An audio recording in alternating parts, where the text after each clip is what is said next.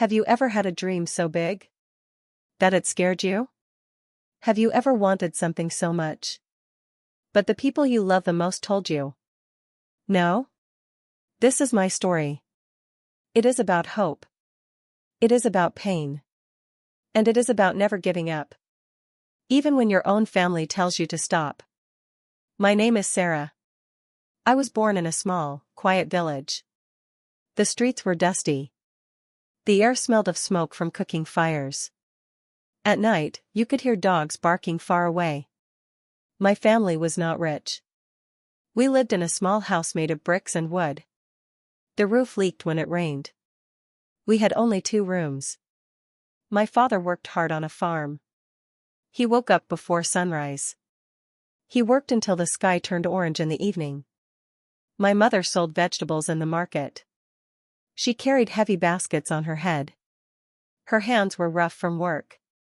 We had enough food, but not much more. No extra clothes. No toys. No books, except my school books. I was the youngest of 4 children. My brothers worked with my father. My sister helped my mother in the market.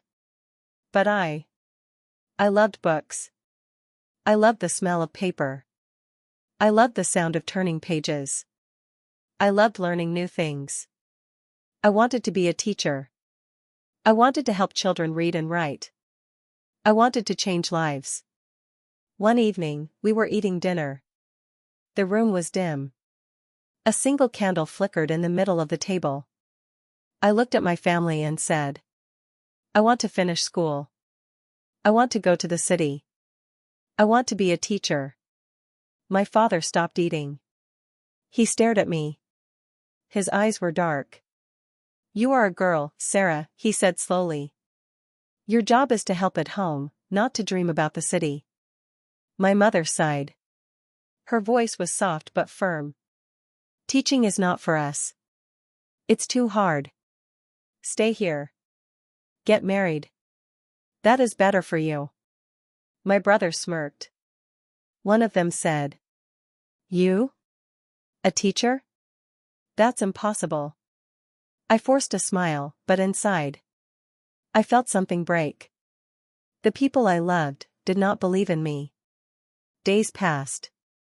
Weeks passed. Every time I picked up a book, my brothers laughed. What is the use, they said.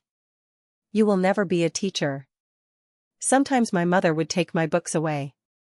She would say, Go help your sister. Stop wasting time. I studied in secret. Late at night. By candlelight. When everyone was asleep. The candle burned low. My eyes were tired. But my heart was full of hope. I believed in myself. But I was alone. One day at school, my teacher made an announcement. Her voice was excited. There is a scholarship for students, she said. If you get high marks, you can study in the city for free. My heart started to race. This was my chance. I ran home that day and told my family. But my father shook his head. Don't waste your time. You will fail. His words hurt like stones. But I decided. I would try anyway. I studied every moment I could. I woke up before sunrise. I read every book I could find. The day of the scholarship exam came. I woke up early. I wore my cleanest dress, even though it was old. The school was full of students. Some looked nervous. Some looked confident. I sat in the classroom. The paper was in front of me. My hands were sweaty. I took a deep breath and began to write. Hours later, I walked home. I didn't know if I had done well or not. 2 weeks later, the results came. My heart pounded as I looked at the list on the school wall. My name was not there.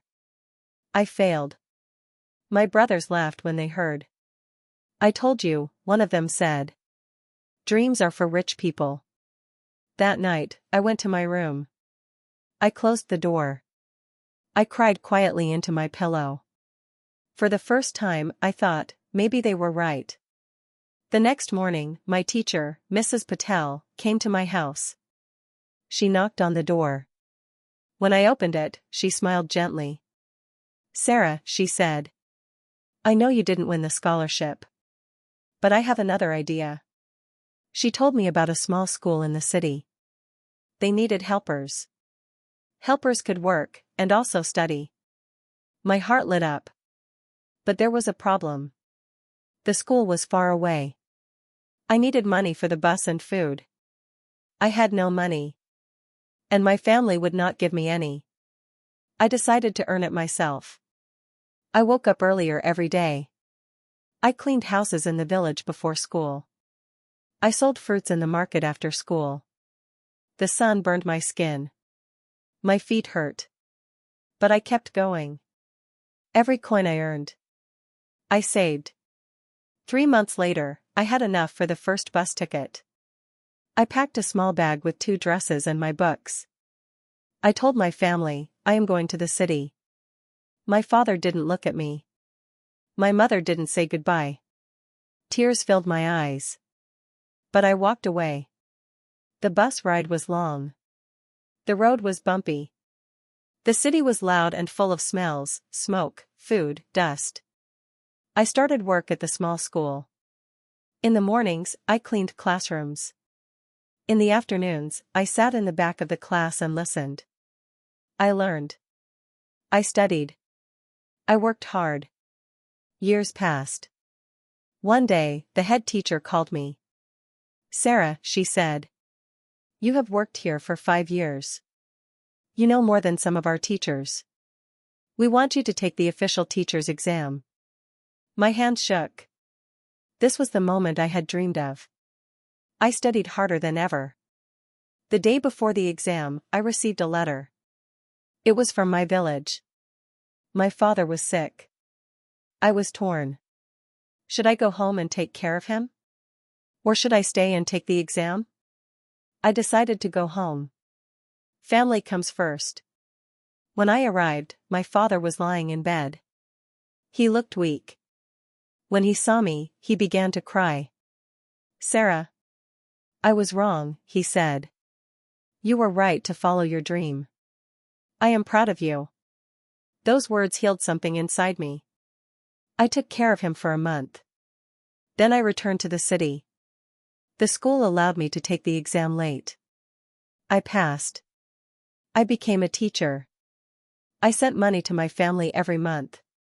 And now, they tell everyone. Our Sarah is a teacher in the city. Moral of the story. Sometimes, the people we love most will not believe in us. Not because they hate us, but because they are afraid for us.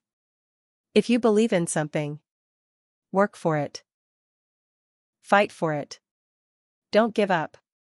One day, they may see what you saw all along. This was my story. If you are fighting for your dream, remember, you are not alone. And your dream is worth it.